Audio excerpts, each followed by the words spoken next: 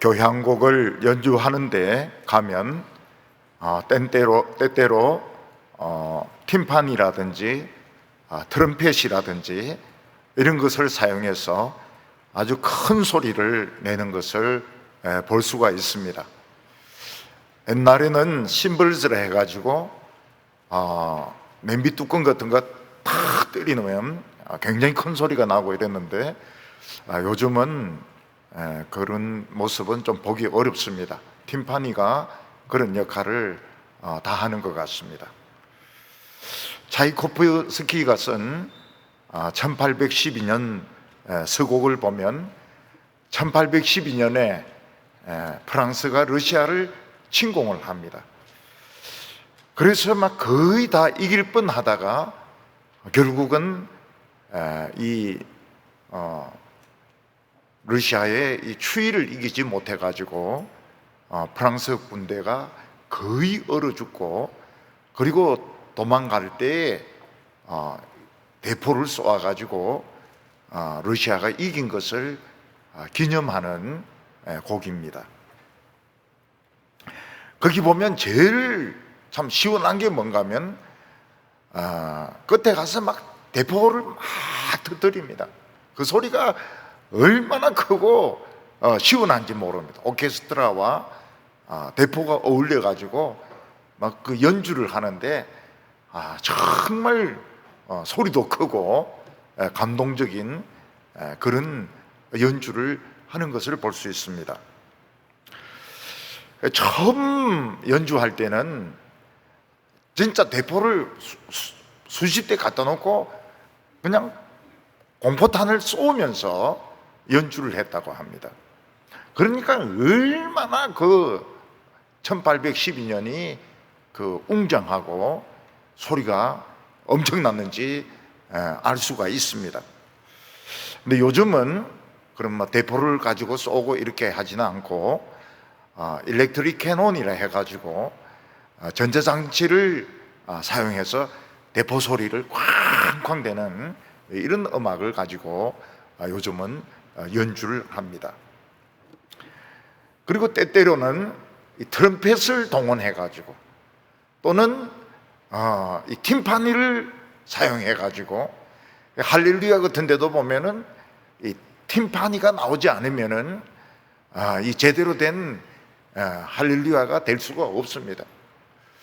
그리고 나팔 소리 울릴 때 그때 베이스가 나와가지고 노래를 부르는데 어떤 때는 이 트럼펫보다 더 큰 음을 냅니다. 그때 이제 그 음을 듣는 사람들은 야, 저분은 진짜 목소리가 뛰어나구나.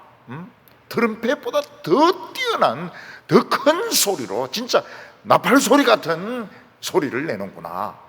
그러면서 감동을 받게 됩니다.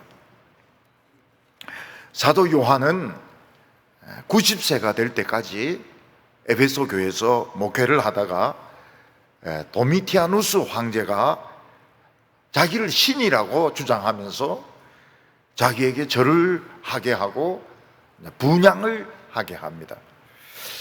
그래서 그것을 하지 않는 수많은 기독교인들을 잡아서 고문하고 죽였습니다. 그리고 로마는 이 사도 요한에게 하나님의 말씀과 예수 그리스도에 대해서 설교하지 말라고 요구를 합니다. 사도 요한이 계속 하나님의 말씀과 예수 그리스도의 그 죽으심과 부활에 대해서 설교를 하니까 그 로마는 여러 차례 요한을 죽이려고 했다는 겁니다. 그래도 요한이 죽지 않으니까 결국 이 90세 된 노인을 밤모섬에 보내어서 그 채석장에서 돌을 캐다가 뭐 얼어 죽든지 깔려 죽든지 하도록 밤모섬으로 유배를 보내게 됩니다. 밤모섬의 특징이 무엇인가 하면 여름에는 물이 없습니다. 그리고 겨울에는 땔감이 없습니다. 여름에는 씻을 수가 없고 겨울에는 추위에 떨어야 되는 곳이 밤모섬이었습니다. 요한은 그런 고통과 아울러서 나는 다시 살아서 성도들을 만날 수 없구나, 에베소에 있는 사랑하는 성도들을 만날 수 없구나, 그런 것을 생각하면서 굉장히 침체되어 있는 가운데 있었습니다. 사도 요한은 아주 침체되고 절망이 되어서 그 밤모섬 안에 있는 동굴에서 그 예배를 드리고 있는데, 혼자서 예배를 드리고 있는데 갑자기 그 나팔 소리 같은 음성, 나팔 소리 같은 굉장히 큰 음성을 듣고 뒤를 돌아보게 됩니다. 지금까지 핍박을 당했던 많은 기독교인들은 왜 예수님은 우리가 박해당하고 고문당하고 죽음당할 때 도와주시지 않을까? 예수님은 살아계셨는가? 살아계신가?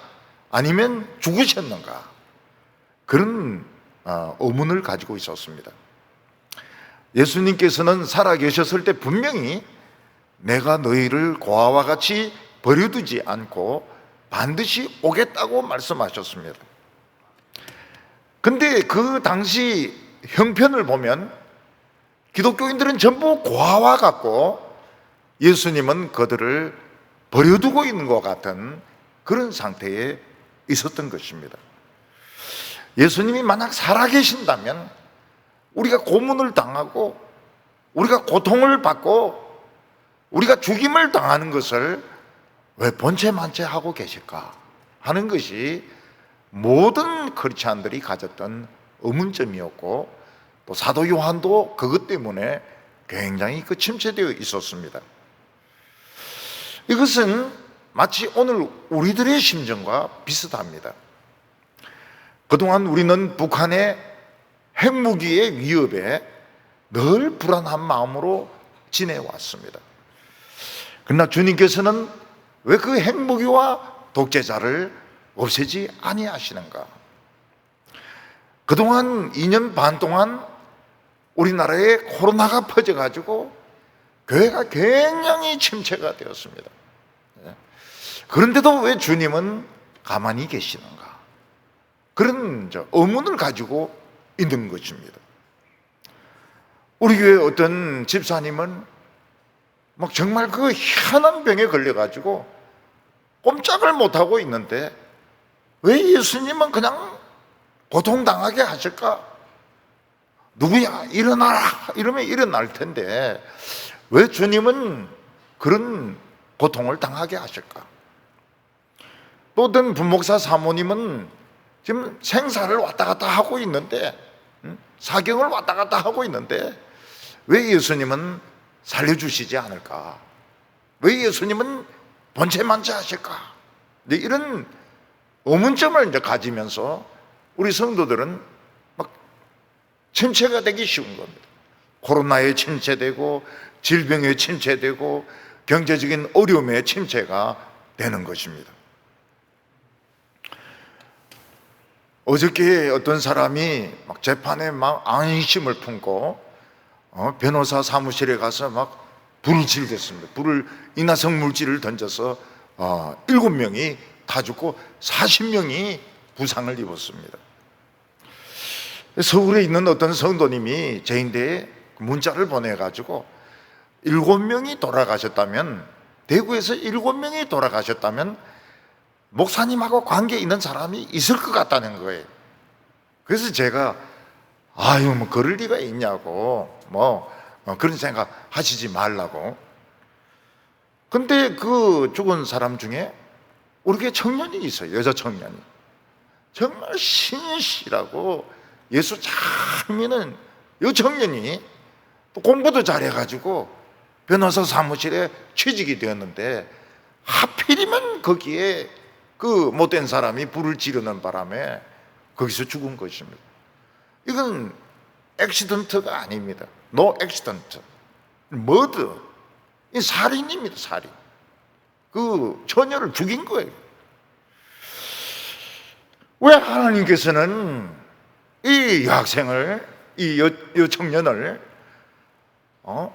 용광로에서 사드락과 메삭과 아벳네고를 건져내시듯이 왜 이 믿음 좋고 천사 같은 이 여청년을 죽도록 하셨는가? 지금 아마 이 청년들은 굉장히 막 침체되어 있는 것 같아요. 이 청년은 디모데에 있을 때부터, 대학부에 있을 때부터 이제 울릉도에 부모님이 목회를 하고 계시는데 거기 갔다 오면은 꼭 오징어를 가지고 와요. 오징어, 마른 오징어. 그리고 또 갔다 오면은 울릉도밖에 없는 그런 나물 같은 거, 그 어머니가 따셔가지고 그걸 이제 저희한테 주라고 다른 데 보내면 그걸 가지고 옵니다. 그 마른 오징어를 갖다 주는 이 학생이 천사입니까? 천사 아닙니까? 천사죠, 천사. 왜 사드락, 메삭, 아벳느고 같이 이 처녀를 살려주시지 않으셨을까? 지금 바울은 지금 난리가 났어요. 지금 얼마나 쇼크를 받았는지. 왜 주님은 도미티아누스 같은 이 미친놈이 그 엄청나게 많은 기독교인들을 잡아가지고 예수를 믿느냐 안 믿느냐 조사를 하고 믿는다 그러면 황제 상에 절하라 그러고 분양하라 그러고 안 그러면 막 불로 지져서 고문하고 나중에 칼로 쳐 죽이는데 왜 주님은 가만히 계실까?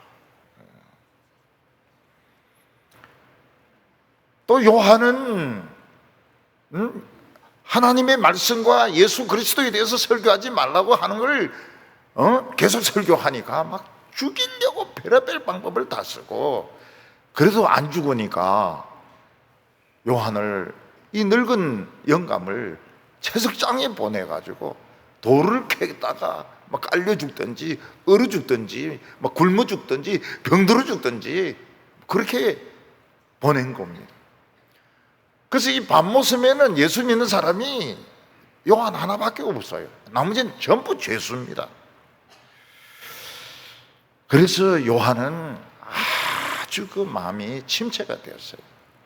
내가 성도들을 살아서는 보지 못하겠구나, 이런 생각을 해가지고 아주 그 침체되어 가지고 동굴 안에서 기도하고 말씀을 묵상하는데 아주 큰, 진짜 트럼펫 울리는 같은 나팔 소리보다 더 큰 소리로 누군가가 외치는데 정신 차리라, 주님은 살아계신다, 이런 음성이 들리면서 요한은 뒤를 돌아보게 되는 것입니다. 오늘 첫 번째로는 주님은 살아계신다는 겁니다. 우리 눈에 주님은 보이지 않습니다. 그리고 온 세상을 못되고 악한 사람들이 다 자기 마음대로 주장하는 것 같습니다. 그러나 주님은 분명히 살아계십니다. 그런데 주님은 살아계시면서 왜 이 악한 자들을 처단하지 않고 주의 백성들이 막 암으로 고통을 받고 이 사고를 당하고 죽는 일이 그렇게 많이 생기고 막 코로나가 막 쓸고 지나가고 이렇게 해도 왜 주님은 본체만체 하시는가? 그게 모든 크리스찬들이 가지고 있는 의문점이었습니다. 근데 요한은 나팔 소리 같은 막 트럼펫 같은 소리가 울릴 때 뒤를 딱 돌아보니까 누가 이런 음성을 가졌는가? 딱 돌아보니까 주님이 계셨습니다. 주님이 계시고 그리고 7개의 금초대가 있었습니다. 사도 요한은 7개의 금초대와 주님을 발견했던 것입니다. 얼마 전에 돌아가신 우리 음악을 전공하신 장립 집사님이 계셨습니다. 이 장립지사님은 그 남자들 중에서 막 그 베이스가 막 엄청난 소리를 내고 또 바리톤이 막 소리를 내면서 메시아를 부르면은 꼭 그 소리를 해요. 어디서 저런 사람을 데리고 왔을까 이러면서. 저도 듣습니다. 이렇게 들어보면은 그분은 그런 이야기를 해요. 나와서 이제 인사를 하고 이러면서 어디서 이런 분을 모셔왔을까? 이러면서 감탄을 하는 겁니다. 요한이 막 그 엄청난 바리톤 소리, 너희들 침체되지 말라. 주님은 살아계신다. 할 때 딱 돌아보니까 7대의 촛대가 있고 그 사이에 주님이 살아계신 것을 보게 된 것입니다. 여기에 7개의 촛대는 세상의 모든 교회를 상징합니다. 교회는 이 세상에 빛을 발하는 촛대입니다.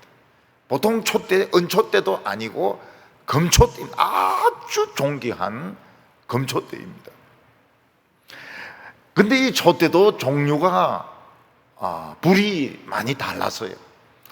어떤 촛대는 환한 불을 비치는 그런 촛대가 있는가 하면 좀 희미한 빛을 비추는 촛대도 있고, 어떤 촛대는 꺼지려고 깜빡깜빡하는 촛대도 있었던 것입니다. 아마 촛대가 요즘 같으면은 등대로 비유가 되었을 수도 있을 것입니다.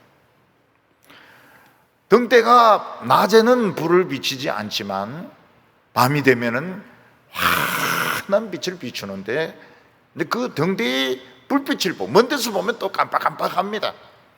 등대의 불빛을 보고 항해하는 선장은 저기에 암초가 있구나, 그리고 저기에 항구가 있구나, 그래서 길을 잡아서 안전한 항구로 오게 되는 것입니다. 우리나라 인천 상륙작전에 제일 중요한 것이 뭔가 하면 이 상륙할 지점을 아는 것입니다. 근데 칠흑 같은 밤에 어디가 어딘지 알 수가 있습니까? 그래서 해군에서 특공대를 보내었습니다. 이 특공대의 역할이 무엇인가 하면 월미도에 가가지고 등대에 불을 밝히는 것이었습니다. 근데 북한군은 이 특공대가 온 것을 알고 거의 대대급 병사들이 막 추격을 했습니다. 그때 그 해군 소위 하나가 내가 따돌리겠다 그러면서 자기 모습을 드러내고 이 북한 군인들을 한쪽으로 따돌렸습니다. 근데 자기가 체포되면 고문당하게 되고, 고문당하게 되면 인천에 상륙한다는 말을 할 것 같아. 그래서 이 해군 소위는 권총으로 자살을 합니다. 권총으로 자살을 하고 나머지 특공대는 월미도에 등대에 불을 밝히는데 성공을 하게 됩니다. 이제 그 불빛을 보고 배들이 막 몰려들면서 한포 사격을 하고 해병대가 상륙전을 하고 미군이 상륙을 하고 이래가지고 이 인천 상륙작전은 성공하게 되는 것입니다. 그래서 인천 상륙작전을 성공하게 한 것은 월미도의 등대였습니다. 등대에 불을 밝혔기 때문에 그 등대를 중심으로 해서 한포 사격을 하고 해병대가 그곳에 상륙하는데 성공을 했던 것입니다. 지금 우리 성도들이 중요하게 생각하는 것은 병에 걸리지 않는 것입니다. 우리 성도들이 지금 생각하고 있는 것은 경제적인 어려움이나 실패에서 벗어나는 것입니다. 그러나 예수님에게 중요한 것이 무엇입니까? 등대에 불을 밝히는 것이고 금촛대 7개의 금촛대에 불이 꺼지지 않도록 지키는 것이었습니다. 그래서 바다에 빠진 자들, 또 들판에서 방황하고 있는 자들을 불로 불러들여서 그들을 살리는 것이 예수님에게 제일 중요한 일이었던 것입니다. 때로는 성도들이 병에 걸리고, 때로는 핍박을 당하고, 때로는 고문을 당하고, 때로는 죽임을 당한다 하더라도 예수님에게 중요한 것은 교회가 빛을 발해서 바다에 빠져서 죽어가고 있는 사람들, 길을 잃고 헤매고 있는 사람들이 이 빛을 보고 하나님께 나오는 것이 예수님에게는 더 중요했던 것입니다. 그러면 주님은 어떤 모습으로 나타나야 될까요? 주님이 죽지 않고 살아있다면 아마 사도 바울에게 나타났던 그 태양보다 더 밝은 빛으로 나타나야 될 것입니다. 또 그렇지 않으면 원수를 쳐부수는 장군의 모습으로 나타나야 될 것입니다. 그러나 예수님은 그런 모습이 아니었습니다. 13절 보면 촛대 사이에 인자 같은 이가 발에 끌리는 옷을 입고 가슴에 금띠를 띠고, 예수님은 인자의 모습이었습니다. 인자는 사람을 말하는데 아마 사람 중에서도 청년의 모습이었을 것입니다. 예수님은 늙지 않으셨습니다. 옛날에 예수님을 만났을 때 10대 후반이어서 정말 사랑을 받았던 요한은 지금 90세가 넘은 노인이 되어 있었습니다. 그러나 우리 주님은 요한보다 훨씬 젊은 사람의 모습이었습니다. 이것은 주님이 우리들에게 언제든지 청년의 힘을 주실 수 있는 것을 보여주시는 것입니다. 그래서 우리는 스스로 나 늙었다, 나는 박상 맛이 갔다, 이런 생각을 해서는 안 됩니다. 왜냐하면 주님은 청년의 모습으로, 인자의 모습으로, 아주 그 젊은 모습으로 나타나셨기 때문에 오늘 우리 모든 성도들의 마음이 젊어지시기를 바랍니다. 청년의 마음을 가지시기를 바랍니다. 나는 늙었다, 나는 이제 나는 장년이고 노인이다, 이런 생각하지 말고 예수님은 언제든지 나를 젊게 하실 수 있다, 힘을 주실 수 있다, 이것을 생각하시기 바랍니다. 예수님은 발에 끌리는 옷을 입고 있었습니다. 발에 끌리는 옷을 입은 사람은 제사장이었습니다. 예수님은 막 태양처럼 빛나는 모습도 아니고, 예수님은 장군의 모습도 아니고 제사장의 모습으로 나타나셨던 것입니다. 예수님은 오늘도 우리의 기도를 하나님께 중보하시고, 또 우리의 부족한 부분을 채워주시고, 우리의 더러운 부분을 씻어주시는 제사장이신 것입니다. 예수님께서는 오늘 우리가 막 세상에 오물을 뒤집어 쓰고 쓰러져 있을 때 우리를 씻겨주시고, 지금도 우리의 발을 닦아주시는 제사장이신 것입니다. 예수님의 가슴에 띠는 금으로 되어 있었습니다. 금으로 되어 있는 것은 굉장한 이 종기를 가지고 있는 것입니다. 예수님은 금띠를 띠고 있기 때문에 언제든지 하나님 앞에 나아가서 말씀드릴 수 있고, 예수님은 하나님 앞에서 그냥 프리패스입니다. 가슴에 금띠를 띠고 있으면 그냥 언제든지 하나님께 나아가서 말씀을 드릴 수 있는 제사장인 것입니다. 근데 그 다음에 예수님의 모습은 재판장의 모습이었습니다. 14절에 그의 머리와 털의 희기가 흰 양털 같고 눈 같으며 그의 눈은 불꽃 같고, 이렇게 말씀하고 있습니다. 예수님의 머리털이나 눈썹이나 수염은 아주 흰색이었습니다. 양털같이 흰색이고 눈같이 흰색이었습니다. 이것은 예수님의 재판이 공정하고 의로운 것을 나타냅니다.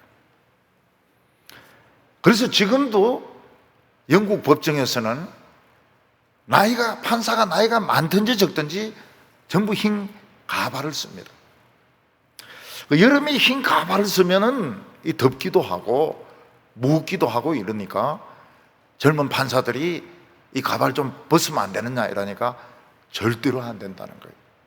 영국 법정은 공정해야 된다고. 근데 우리 교회 자매 중에서 그 영국에 변호사하고 있는 자매가 있습니다. 그래서 변호사도 이 흰 가발을 쓰냐 이러니까 변호사가 두 종류가 있다는 거예요. 서류 정리하는 변호사는 가발을 못 쓰고 법정에서 변호하는 변호사는 이 가발을 쓴다는 거예요. 근데 그 가발이 굉장히 비싸고 그 가발에 엄청난 자부심을 가지고 있다는 거예요. 또 가발을 넣는 통이 있대요. 통이 있어요.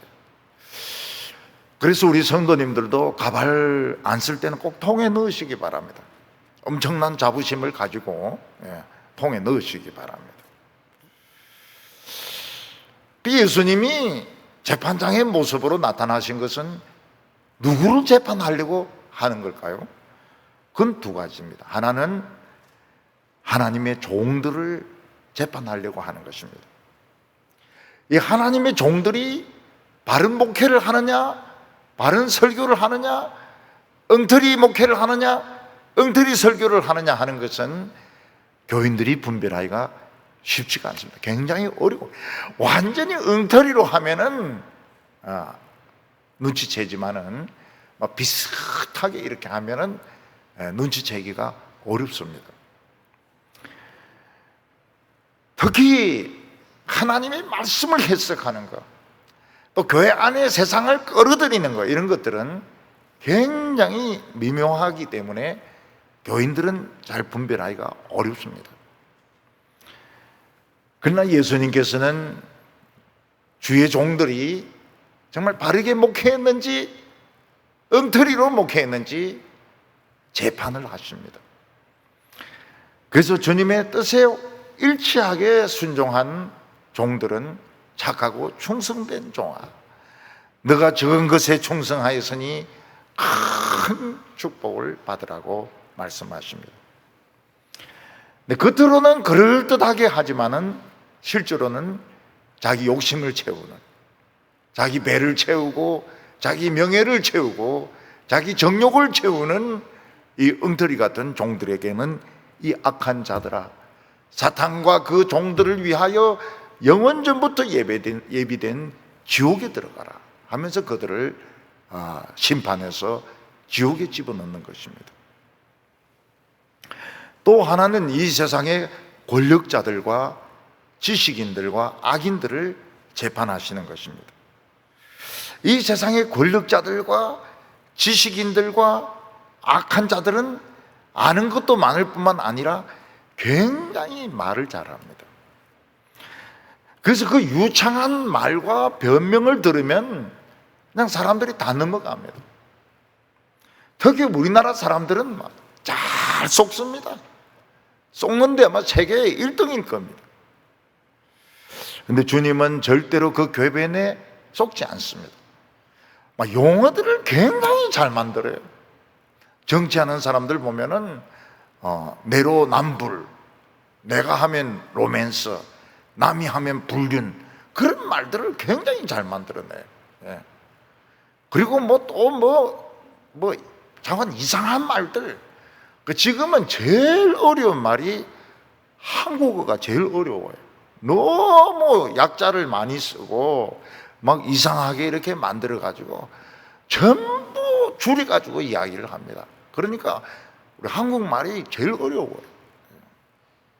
그만큼 이 말장난을 심하게 하는 겁니다.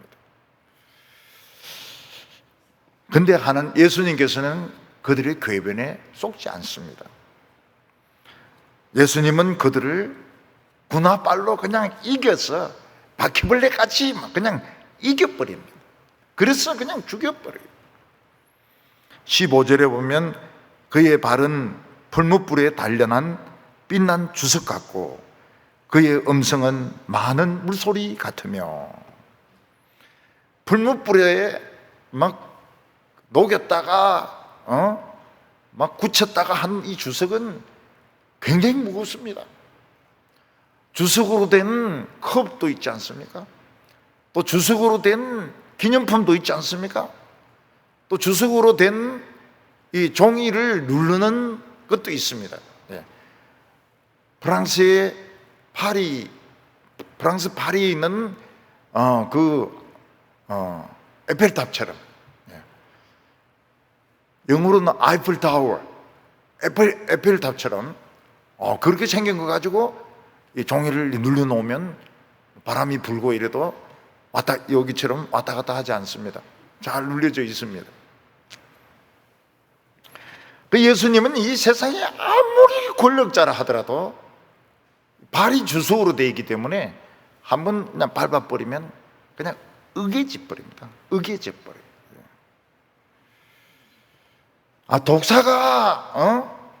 독사가 덤벼든다 하더라도 군인들은 군화를 신고 있기 때문에 독사에 막 목을 밟아가지고 그냥 막 찢어가지고 구워 먹든지 뭐 그렇게 합니다. 지금은 그렇게 구워 먹지 못하게 해요. 왜냐하면 뱀에 또 기생충이 많다고 그래요. 그래서 요즘은 훈련 받을 때도 그렇게 하지 못하게 한대요. 군인들이 기생충이 생기는 것은 국가적으로는 손해니까요.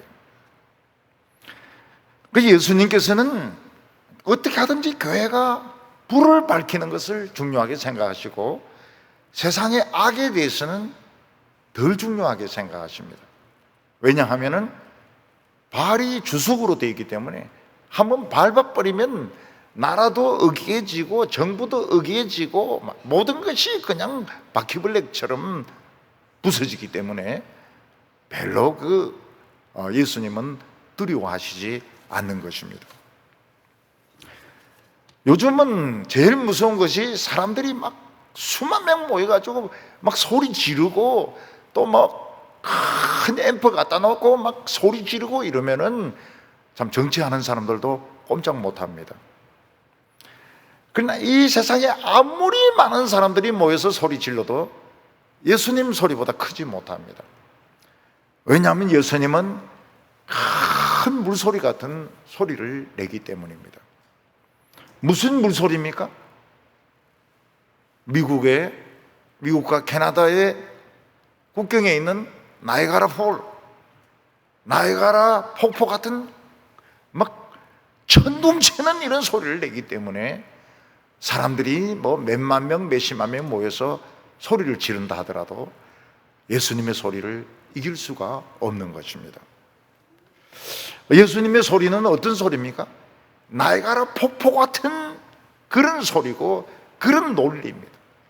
그래서 이 세상에 웬만한 사람들이 모여가지고 소리 지르고 어떤 사상을 가지고 사람들을 선동한다 하더라도 예수님의 소리를 이길 수가 없는 것입니다. 그래서 예수님께서는 우리 성도들이 병 낫고 예수님 있는 사람들이 안 죽고 그것도 중요하지만은 교회가 불을 밝히는 것, 금초대가 불을 밝히는 것, 그리고 나머지는 걱정하지 말라.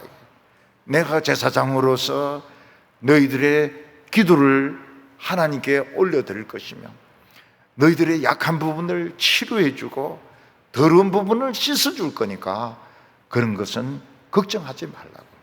그리고 악한 자는 예수님이 발로 한번 밟아버리면 그냥 부서져 버리고 다 깨어져 버리기 때문에 신경을 쓰지 말고, 사람들이 막 그렇게 텔레비에서 대놓고 막 떠들어대고 마이크에서 떠들어대고 이래도 두려워하지 말라고 말씀하십니다. 왜냐하면 예수님은 천둥 같은 나이아가라 폭포의 그런 소리를 가지고 말씀하시기 때문에 사람의 소리로는 이길 수가 없는 것입니다. 오늘 예수님은 손에 7별을 쥐고 있고 또 그 입에서 날선 검이 나온다고 말씀하고 있습니다. 보통 여인들은 손에 뭘 쥐고 있습니까?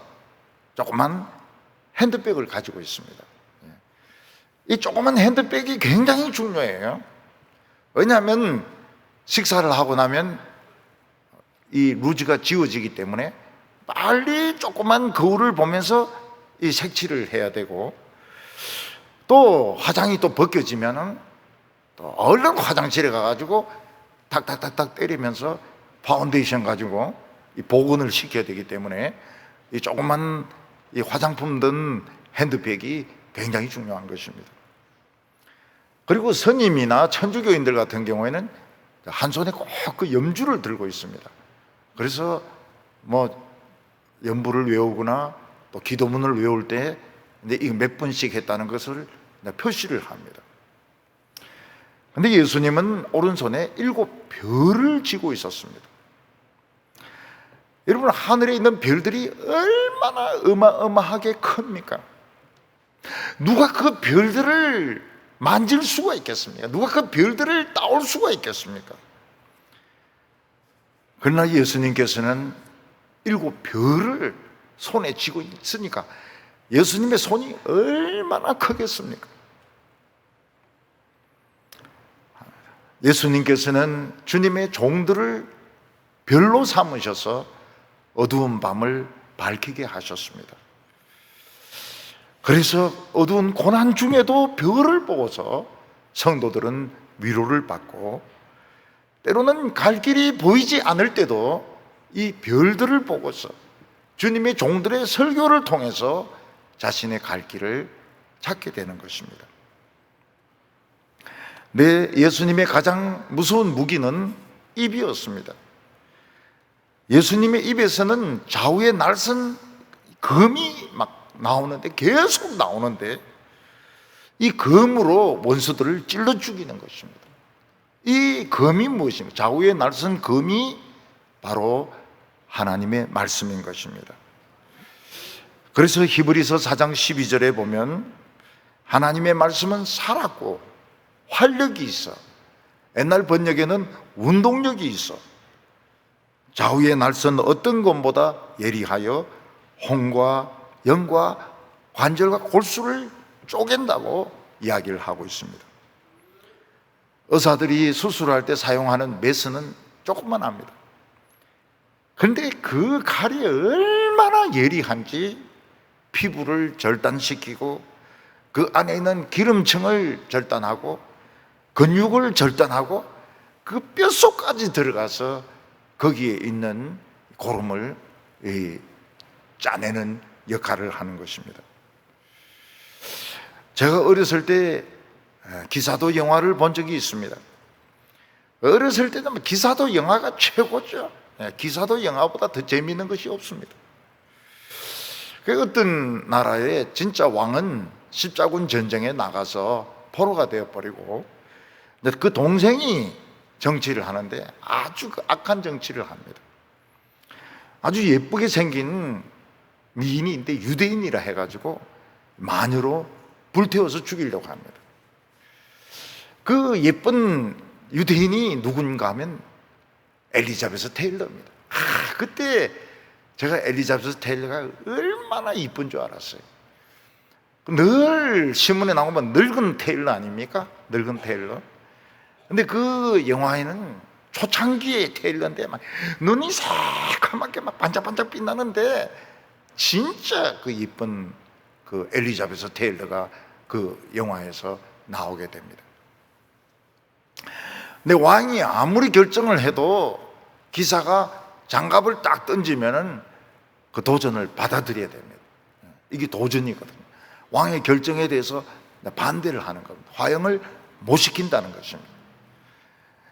그러니까 왕의 제일 그 높은 장군하고 이 기사하고 싸움을 하게 됩니다. 처음에는 이제 말로 막 달려오면서 막 창으로 팍 치는데 그 둘 다 말에서 떨어지게 되죠. 근데 그 대장이 굉장히 그 싸움을 잘해요. 그리고 이 쇠몽둥이를 가지고 막 휘두르고, 그리고 칼도 이 쇠몽둥이로 줄로 걸어가지고 뺏어버리고, 이 쇠몽둥이로 우리 주인공을 막 한 대 치고, 너무나도 그 가슴 아픈 순간이었는데, 주인공이 역시 도끼를 주어가 가슴을 찍어버리니까 그 대장이 죽어버려요. 그리고 그 미인은 풀려나게 됩니다. 마찬가지로 그 주님의 입에서 나오는 이 칼은 굉장히 예리하고 큰 칼입니다. 이것만 휘두르 버리면은 죽는 거예요. 방패도 깨지고 그냥 갑옷도 찢어지게 되고 그냥 찔러버리면 죽는 것입니다. 이게 바로 하나님의 말씀입니다. 설교입니다. 설교가 막 칼을 던지고 도끼를 던지고 막 찌르고, 이게 설교인 것입니다. 설교. 요즘 막 미사일 같이 공중전을 막 벌리는 것입니다. 그래서 우리 눈에는 보이지 않지만은 이 하나님의 말씀이 이게 공중전입니다. 제공권을 장악을 하는 거예요. 그래서 설교를 약하게 하거나 비성경적인 설교를 해서는 안 됩니다. 제공권을 뺏겨버려요. 그럼 뭐 드론에 의해서만 공격까지 받게 되고 탱크 다 부서지게 되고 장갑차 다 부서지게 되는데, 그거는 왜 그런가 하면 제공권을 장악하지 못해서 그런 것입니다. 예수님의 얼굴에는 태양 같은 빛이 나타나게 됩니다. 바로 이 태양 같은 빛은 성리의 빛입니다. 그리고 기쁨의 빛입니다. Joy, Light of Joy, 기쁨의 빛입니다.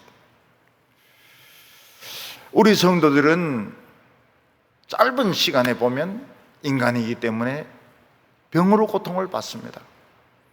악한 자로부터 괴롭힘을 당하기도 합니다. 때로는 암에 걸려서 목숨을 잃기도 합니다. 그런데 결국은 이깁니다. 결국은 얼굴에서 태양 같은 빛이 나오게 됩니다. 예수님의 얼굴에도 빛이 나오고 우리들의 얼굴에도 막 빛이 나오게 됩니다. 왜냐하면 우리는 이겼기 때문에, 우리는 승리했기 때문에. 그래서 오늘 우리 성도들도 얼굴에서 빛이 나기를 바랍니다. 승리의 빛, 기쁨의 빛이 막 나오기를 바랍니다. 그래서 우울하고 침울했던 얼굴에서 정말 이 승리의 빛이 나타나는 우리 성도들이 되시기를 바랍니다. 오늘 마지막으로 세 번째로 예수님께서 요한에게 하신 말씀입니다. 사도 요한은 참, 주님은 왜 이런 우리 교인들의 고통을 그냥 본체만체 하실까? 왜 주님은 나를 데려가시지 않고 이 밤모섬에 와가지고 돌 캐는 일을 하게 하실까? 막 침체되어 있는데 예수님은 살아계신다. 아주 나팔 소리 같은 큰 음성이 들리고, 막 베이스의 음성인데 막 굉장히 큰 소리가 들리고, 예수님은 제사장이고 재판장이며, 그리고 입에서 막 칼이, 막 예리한 칼이 막 계속 나오는 것을 보게 되고, 거기서 막 너무 쇼크를 받아가지고 요한은 그냥 쓰러져서 기절하게 되었습니다. 요한은 이제 나이가 많지 않습니까? 90살 아닙니까? 근데 너무 강력한 이 메시지, 강력한 주님의 메시지를 들으니까 이 감당이 안 되는 거예요. 그래서 쓰러져 버렸습니다. 여기서 우리는 주님의 이 권세를 알게 됩니다. 사도 요한은 어렸을 때 예수님의 사랑을 많이 받았습니다. 그래서 음식을 먹을 때도 주님 품에 기대해서 먹었습니다. 얼마나 예수님의 사랑을 받은지 몰라요. 그리고 90세가 될 때까지 에베소 교회에서 목회를 했습니다. 예수님에 대해서 많은 설교를 했습니다. 그러나 실제로 주님의 모습을 보니까, 주님의 입에서 나오는 칼날을 보니까 쇼크를 받은 겁니다. 그래서 그냥 기절을 해버렸어요. 그걸 감당을 못 해가지고. 17절에 보면 내가 볼 때에 그의 발 앞에 엎드러져 죽은 자 같이 되매 그가 오른손을 내게 얹고 이르시되 두려워 말라 나는 처음이요 마지막이니. 우리 이 세상에는 독이 꽉 퍼져 있습니다. 사람의 말 속에도 독이 들어 있습니다. 그래서 사람의 말을 들으면 처음에는 별거 아닌 것 같은데 시간이 흐르면 흐를수록 이 독이 몸에 퍼지게 되고 심장까지 가게 되어서 오늘날 제일 많은 환자가, 저는 당뇨 환자인 줄 알았습니다. 당뇨 환자가 아니래요. 오늘 제일 많은 환자가 심장병 환자들입니다. 이 심장병 환자들이 전부 이 말 때문에 화병으로 생긴 것입니다. 목회자들 중에서 심장병 환자들은 굉장히 많습니다. 왜냐하면 당회를 한다든지 어떤 교인이 괴롭힌다든지 이러면 막 쇼크를 받아가지고 죽든지 심장병 생기는 것입니다. 제가 어렸을 때는 저 아줌마 화병으로 죽었다 이런 말들을 사람들이 쉽게 해요. 화병이야, 화병으로 죽었어. 아무것도 아닌 줄 알았어요. 근데 제가 이 목회를 하면서 보니까 이 화병이 굉장히 무서운 겁니다. 굉장히 무서운 것이고 사람을 죽이는 겁니다. 사도 요한은 그 주님의 모습을 보기 전에 그 많은 성도들이 붙들려 가서 고문당하는 것을 보고 또 죽임당하는 것을 보고 또 자기 자신이 많은 괴롭힘을 당하고 그리고 채석장에 와서 참 욕을 얻어먹으면서 이 돌을 캐면서 정말 많은 스트레스를 받았습니다. 온몸에 독이 퍼졌습니다. 근데 주님의 메시지는 세상의 독보다 더 강력했습니다. 그래서 요한이 쓰러지는데 이건 좋은 겁니다. 아주 좋아서 쓰러지는 겁니다. 좋아서 쓰러져요. 한때는 조지 화이트필드가 설교하면 교인들이 막 쓰러지고 했습니다. 너무 감당할 수 없는 하나님 말씀을 들으니까. 그리고 조지 화이트필드가 이 음성이 굉장히 또 강해요. 그러니까 막 쓰러지는 겁니다. 근데 요즘 와가지고는 심리적인 방법을 쓰는 것 같아요. 그래서 싹 이러면 이쪽에서 다 쓰러지고 또 싹 이러면 이쪽에서 쓰러지고 이러는데 그거는 아닌 것 같아요. 여기서 말하는 기절이 아닌 것 같아요. 예수님이 요한에게 손을 대십니다. 손을 대시는 것은 에너지를 공급해 주는 겁니다. 마치 전기 자동차에 전기를 이렇게 주듯이 예수님이 요한에게 에너지를 주는 겁니다. 그러면서 두려워하지 말라고. 나는 시작이고 마지막이라고 말씀했습니다. 예수님은 모든 일을 시작하셨습니다. 아버지와 함께. 심지어는 악한 마귀조차도 예수님이 만드신 겁니다. 그리고 이 세상은 예수님이 아니고는 끝날 수가 없습니다. 왜냐하면 예수님이 마지막이기 때문에 그렇습니다. 마지막으로 이 세상을 다 수습하시는 분이 바로 예수님이신 것입니다. 어떤 기술자가 멋진 스포츠카를 개발을 했습니다.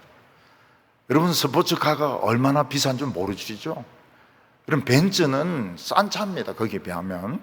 스포츠카에 비하면 벤츠는 싼 차입니다. 그런데 이 스포츠카가 막 어딜 들이받아가지고 막 완전히 다 부서져 버렸어요. 그러면 어떻게 합니까? 기술자가 분해를 합니다. 차를 다 분해를 해가지고 안에 부서진 부속들 그리고 부서진 껍데기 전부 다 갈아 끼우면 어떻게 됩니까? 더 좋은 새 차가 되는 것입니다. 어떤 자동차 기술자가 그 쓰레기장에 가보니까 누가 벤츠를 버려놓은 거예요. 너무 낡은 수십 년 된 벤츠를 버려놓은 겁니다. 그래도 수십 년 지나도 벤츠는 벤츠입니다. 벤츠라고 해서 아반떼가 되는 건 아니에요. 이 사람이 어떻게 합니까?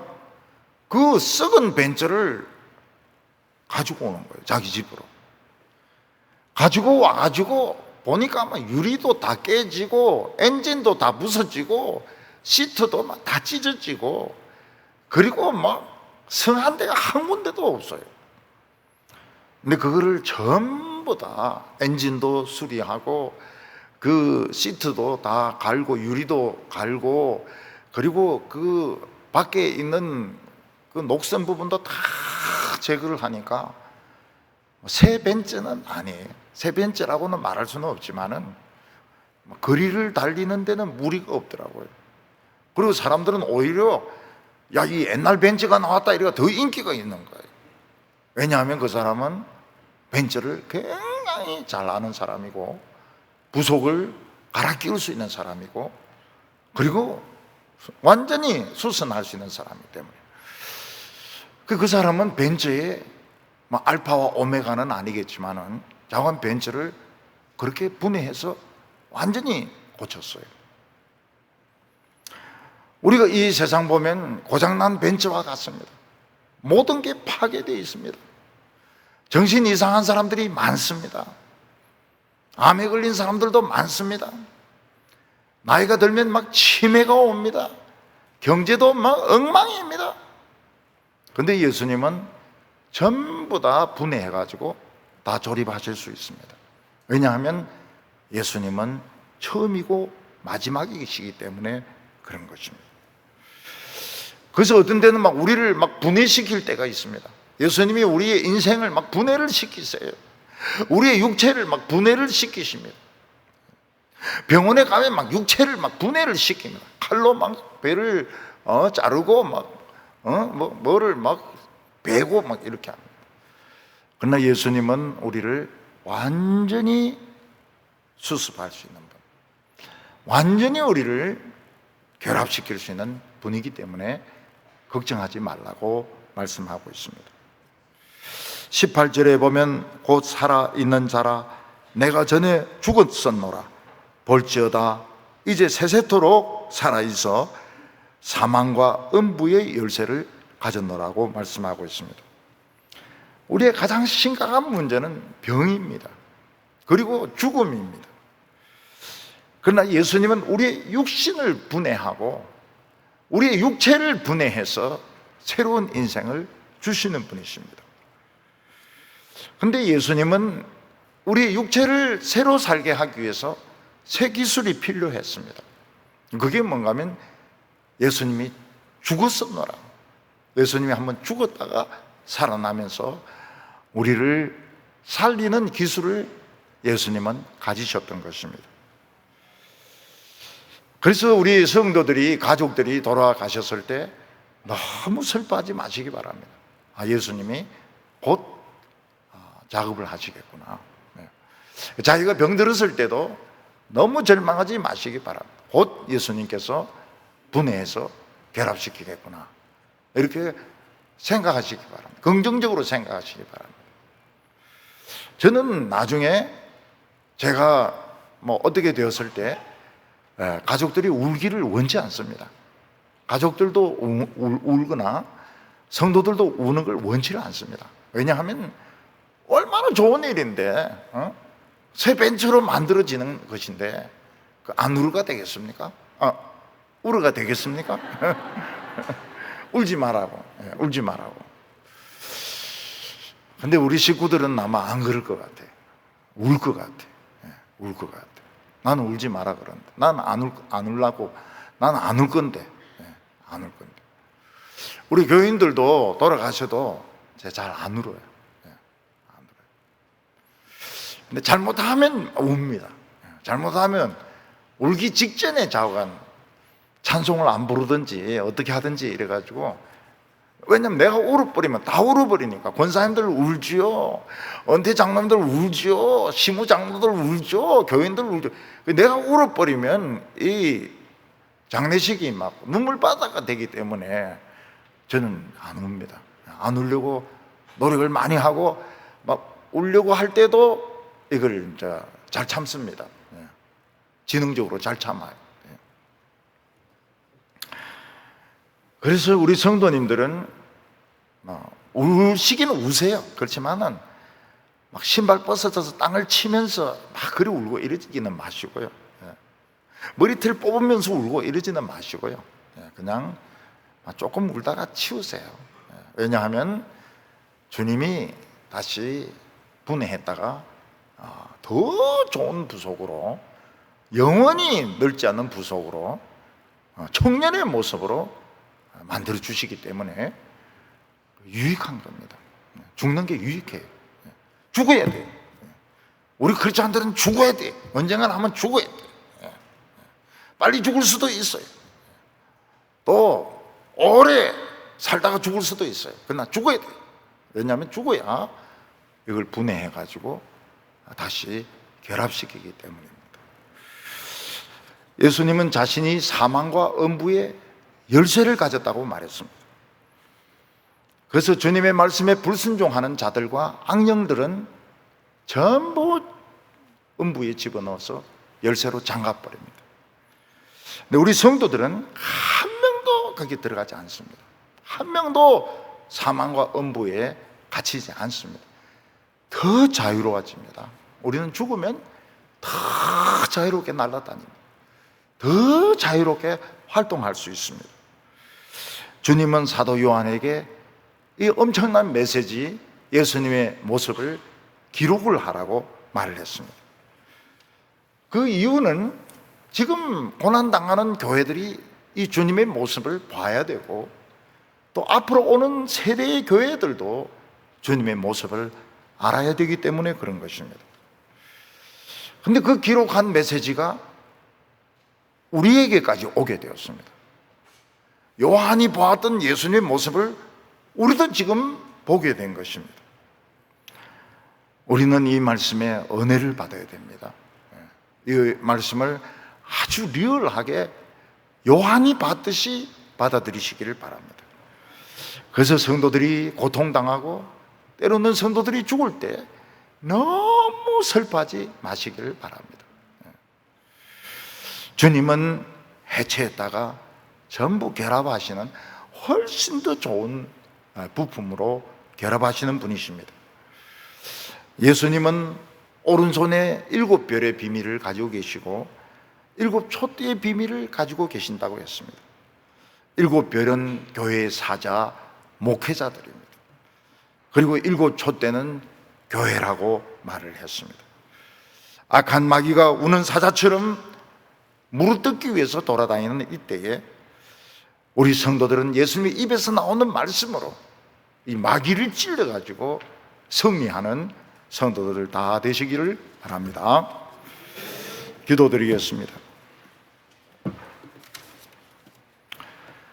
거룩하신 하나님 아버지, 많은 물소리 가운데서 참 불로 연단한 주석을 발로 신고 계시며 악한 사탄을 밟으시는 우리 예수님, 참 우리는 이 세상에서 많은 독을 마시고 있습니다.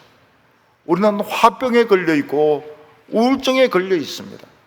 오늘 주님께서 대제사장으로서 우리를 치료하여 주시기를 원합니다. 우리의 얼굴빛이 환해지게 하여 주시옵소서. 우리는 이 주님의 모습을 가지고 주님의 입에서 나오는 검으로 마귀를 찔러서 이기게 하여 주시옵소서. 예수님의 이름으로 기도하옵나이다.